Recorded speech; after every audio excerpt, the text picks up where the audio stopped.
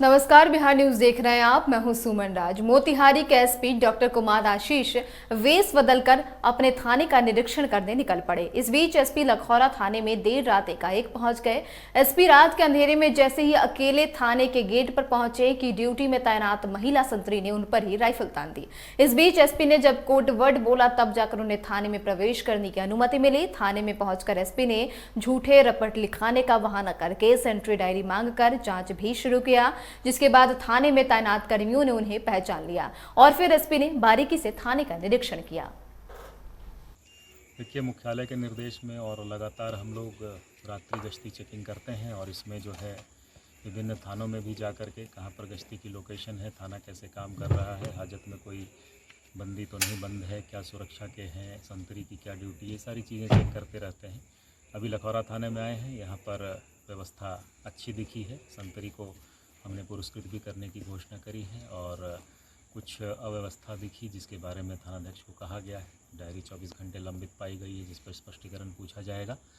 गश्ती की लोकेशन मिली गाजा गद्दी चौक में, वो है वहाँ पर, और हम लोग आगे भी देख रहे हैं। अच्छी व्यवस्था भी पाई गई है, लेकिन स्टेशन डायरी लंबित पाई गई जिस पर स्पष्टीकरण पूछा। मसौढ़ी में चल रहे चहक कार्यक्रम के अंतर्गत तरंग प्रतियोगिता मसौढ़ी प्रखंड के सिकरिया प्राथमिक विद्यालय में आयोजित किया गया, जिसका विधिवत उद्घाटन प्रखंड शिक्षा पदाधिकारी नवल किशोर सिंह ने किया। तरंग प्रतियोगिता कार्यक्रम में मसौढ़ी प्रखंड के सभी उच्च माध्यमिक विद्यालय, मध्य विद्यालय के नामित विद्यार्थियों ने भाग लिया। प्रतियोगिता शैक्षणिक गतिविधियों पर आधारित था। प्रतियोगिता 2 चरणों में हुआ। प्रथम चरण में अंग्रेजी स्पेलिंग टेस्ट, जबकि दूसरे चरण में पेंटिंग प्रतियोगिता का आयोजन किया गया, जिसमें प्रथम और द्वितीय चरण में आने वाले स्टूडेंट्स को पुरस्कृत भी किया गया। प्रखंड के तमाम विद्यालयों से आए शिक्षक, छात्र सबका अभिनंदन और धैर्यपूर्वक आप लोगों ने इस कार्यक्रम को सफल बनाया, पुरस्कार वितरण समारोह को सफल बनाया। इसके लिए आप सभी को हार्दिक अभिनंदन, हार्दिक धन्यवाद। और इसी के साथ गर्मी बहुत है और बहुत देर से आप लोग इंतजार भी कर रहे हैं समापन समारोह के लिए, तो इस कार्यक्रम के समापन की घोषणा की जाती है। मसौढ़ी के द्वारकानाथ महाविद्यालय में मसौढ़ी के समाज सेवी गिरीश सिंह की 35वीं पुण्यतिथि मनाई गई। मौके पर द्वारकानाथ महाविद्यालय के सभी शिक्षक और शिक्षकेतर कर्मचारी के अतिरिक्त मसौढ़ी के समाज सेवी मौजूद रहे, तो वहीं उनके बेटे अरुण कुमार, पौत्र अश्विनी कुमार उर्फ गोल्डी, पलटन सिंह भी मौजूद दिखे। सुपौल में लोक जनशक्ति पार्टी रामविलास पार्टी के प्रदेश अध्यक्ष राजू तिवारी पहुंचे, जहां उन्होंने जिला अतिथि गृह में पहुंचकर प्रेस कॉन्फ्रेंस के माध्यम से मीडिया को जानकारी देते हुए बताया कि आगामी 23, 24 और 25 को राजगीर में प्रदेश स्तरीय प्रशिक्षण शिविर का आयोजन होना है। इसी के मद्देनजर वे जिले का भ्रमण कर रहे हैं ताकि बड़ी संख्या में लोजपा कार्यकर्ता वहां पहुंचकर प्रशिक्षण कार्यक्रम में भाग लेकर सहभागिता निभाएं। मूवमेंट होता है राजनीति का, तो समीक्षा बैठक होती है तो उसमें संगठन पर विस्तृत चर्चा होती है। तो हम आज संगठन के साथ साथ सारे हमारे प्रकोष्ठ के अध्यक्ष आज हमारे पास यहाँ उपस्थित हैं, हमारे जिला स्तर के सभी महत्वपूर्ण नेता आपके सामने उपस्थित हैं।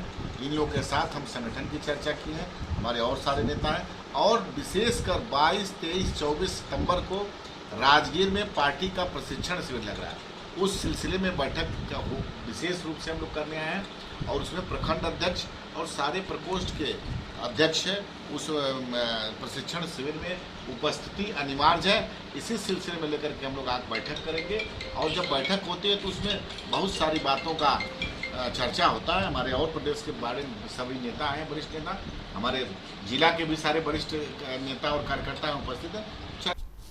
गया के फल्गु में बनकर तैयार गयाजी डैम का 8 सितंबर को मुख्यमंत्री लोकार्पण करेंगे। देश का सबसे बड़ा और बिहार का पहला रबर डैम गया में बनकर तैयार हो गया है। गया के फल्गु में यह रबर डैम 261 करोड़ की लागत से बनाया गया है। इस रबर डैम के बनाने का मुख्य मकसद है कि विश्व प्रसिद्ध पितृपक्ष मेला में आने वाले देश विदेश के कोने से श्रद्धालुओं को पिंडदान तर्पण करने के लिए पानी को लेकर कोई समस्या ना हो, क्योंकि पितृपक्ष मेला के दौरान फल्गु में पानी नहीं रहता था। इसके कारण पिंडदानियों को पिंडदान और तर्पण कार्य में मुश्किलें आती थी। गयाजी डैम का उद्घाटन 8 तारीख को माननीय मुख्यमंत्री द्वारा किया जाएगा। और हम लोगों को उम्मीद है कि इस बार ऐतिहासिक मेला के रूप में जाना जाएगा। पहली बार फल्गु नदी में दर्पण के लिए निरंतर पानी के साथ लोग दर्पण दे सकेंगे। देश के कोने कोने से आने वाले तीर्थ यात्रियों को पूरी संतुष्टि मिलेगी।